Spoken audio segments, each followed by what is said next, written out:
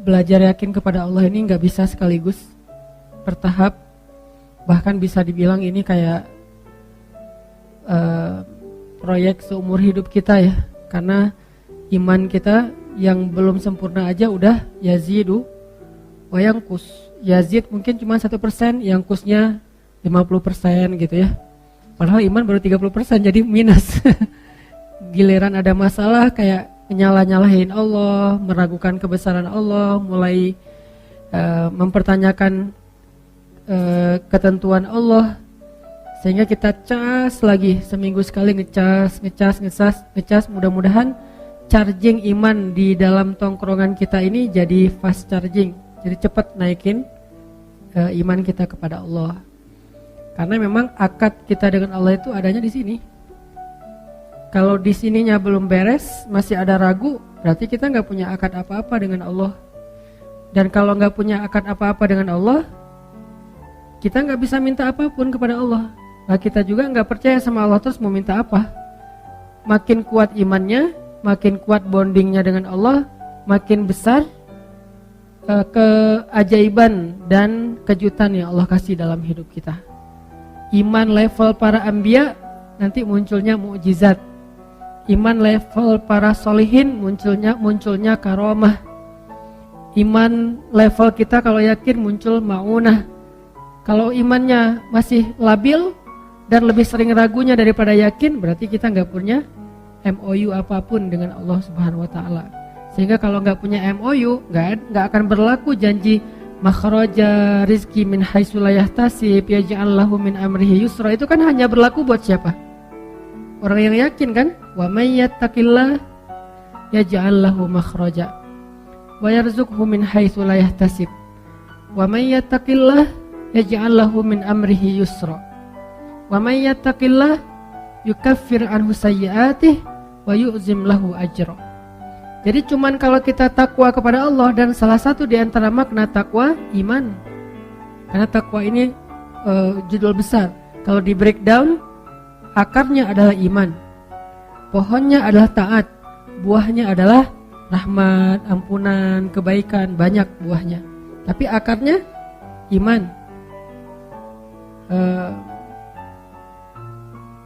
Alam tara kaifa daraballahu mathalan kalimatan thayyibah asluha sabit wa far'uha fis sama tu'ti ukulaha kullahinin biizni rabbiha. Asluha sabit, kata sebagian besar ulama tafsir tentang asli dari asluha sabit. Aslul itu jadi bahasa Indonesia, asal jadi asal. Kan bahasa Arabnya asl atau aslu. Asal terus jadi bahasa Indonesianya karena nggak bisa bilang asal, jadi asal. Asal-asalan. Asluha, asalnya sabit. Akarnya kuat. Dan apa akar dari kalimat itu? Akarnya adalah iman. Akarnya adalah iman. Far'uha, cabangnya, pohon sampai cabang-cabangnya menjulang ke langit. Maksudnya ta'ah, ketaatan. Istiqomah, komitmen. Dawam, konsisten. Itulah pohon dan cabang-cabangnya. Terus tu'ti ukulaha kullahinin biizni rabbiha. Buahnya, ukulaha, hasilnya itu adalah kebaikan hidup, ampunan dosa, rahmat, berkah, pertolongan, kejutan-kejutan, itu buahnya. Tetap aja asalnya adalah, bibitnya adalah iman. Makin kuat akarnya, makin besar pohonnya. Makin besar pohonnya, makin banyak dahannya. Makin banyak dahannya, makin banyak pula buahnya ketika panen. Jadi itu analogi yang sangat sederhana tapi dalam. Jawami'ul kalam, bisa ditafsirkan dari berbagai macam dari berbagai macam angle. Sehingga kalau kita pengen hidup kita nyaman dalam kondisi sarro atau darro, ya berarti balik lagi kepada asalnya apa? Ajaban li amril mu'min. Balik lagi kepada iman. Ajaban li amril mu'min. Inna amrahu kullahu khair. In asabathu sarra syakara fakana khairan lahu, in asabathu dharra sabara fakana khairan lahu. Wa laisa dzalika li ahadin illa lil mu'min. Itu enggak akan dirasain kecuali oleh orang yang beriman. Kalau orang yang tidak beriman, mungkin kalau sarro dia akan syakaro, dia berbagi, dia share sama orang lain. Tapi begitu darro, dia yai'as, dia berputus asa, akhirnya tindak bunuh dirinya tinggi. Orang-orang yang gak beriman, dalam kondisi nyaman, kehidupan mereka itu bagus. Akhlak mereka, karakter mereka, sikap, attitude mereka itu sopan, bagus, disiplin, keren lah pokoknya di negara-negara maju gitu kan. Tapi begitu darra, ada masalah, bunuh diri. Bete dikit, bunuh diri. Gak enak badan, males banget hari ini bunuh diri, bunuh diri. Jadi terlalu rapuh gitu. Kenapa terlalu rapuh? Karena kata Nabi, walaisa dzalika li ahadin illa lil mu'min. Karena dia enggak beriman, sehingga enggak ada yang dipegang sama dia ketika dia mau jatuh. Jatuh aja. Makin tinggi dia mendaki, pas jatuh ya makin parah nasibnya. Karena kenapa? Karena ketika dia jatuh, dia kehilangan banyak hal karena dia ngedakinya udah tinggi. Misalnya karirnya bagus, tiba-tiba ada masalah, akhirnya dia stres banget, bunuh diri, loncat dari gedung, tabrakin diri ke MRT misalnya, dan segala macam lah kasus-kasus bunuh diri yang tinggi di negara-negara itu.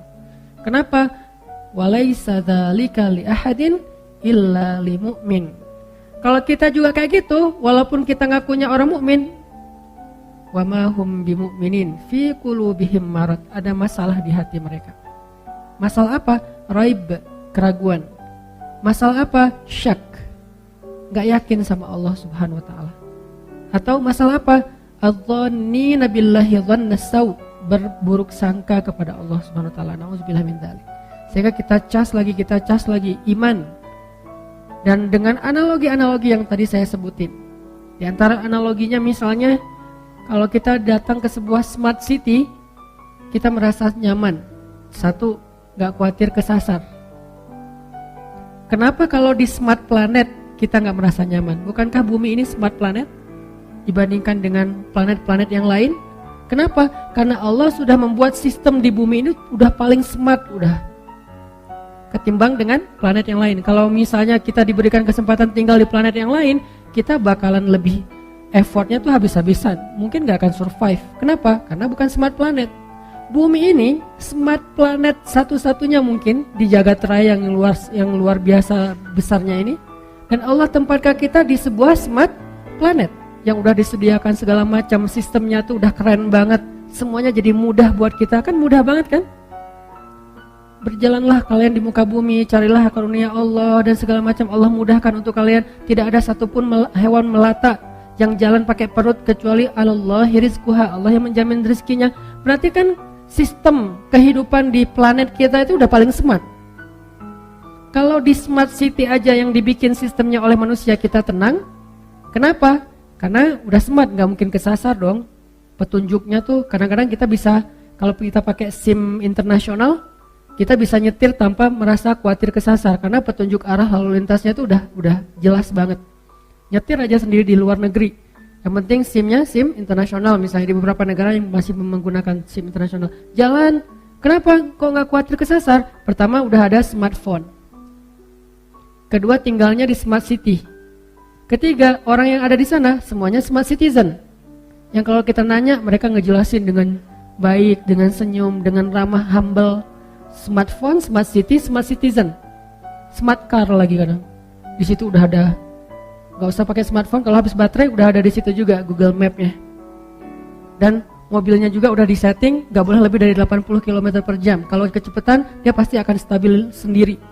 Udah smart semuanya kan, nyaman ya. Jalan kemana-mana, makan segala macam, udah ada petunjuknya. Allah menempatkan kita di smart planet dengan bahasa apa? Alam yajidka yatiman fa'awah wa wajadaka dhallan fahada wa wajadaka ailan fa'aghna. Bukankah Allah mendapatimu dalam keadaan sendiri? Sendiri ini jangan selalu diterjemahin itu ya. Sendiri di sini artinya nggak punya teman atau mungkin nggak punya kenalan. Alam yajidka yatiman, sendiri banget. Fa'awah, Allah datangkan keluarga. Dan keluarga di sini bukan cuma status, tapi dengan ikatan kasih sayangnya. Tiba-tiba ada seseorang yang paling mencintai kita, lebih daripada dirinya. Siapa? Ibu. Allah utus ibu untuk kita.